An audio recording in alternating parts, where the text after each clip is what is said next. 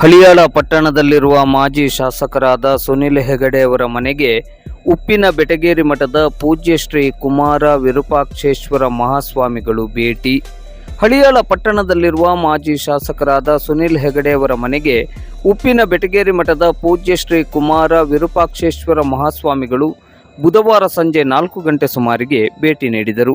ಮಾಜಿ ವಿಧಾನ ಪರಿಷತ್ ಸದಸ್ಯರಾದ ವಿ.ಡಿ. ಹೆಗಡೆ ಅವರ ಧರ್ಮಪತ್ನಿ ಹಾಗೂ ಮಾಜಿ ಶಾಸಕರಾದ ಸುನಿಲ್ ಹೆಗಡೆ ಅವರ ಮಾತೃಶ್ರೀ ಸುನೀತಾ ಹೆಗಡೆ ಅವರು ನಿಧನರಾದ ಹಿನ್ನೆಲೆಯಲ್ಲಿ ಪೂಜ್ಯ ಸ್ವಾಮೀಜಿಯವರು ಸುನಿಲ್ ಹೆಗಡೆ ಅವರ ಮನೆಗೆ ಭೇಟಿ ನೀಡಿ ಧೈರ್ಯವನ್ನು ತುಂಬಿ ಕುಟುಂಬಸ್ಥರಿಗೆ ಸಾಂತ್ವನವನ್ನು ತಿಳಿಸಿದರು.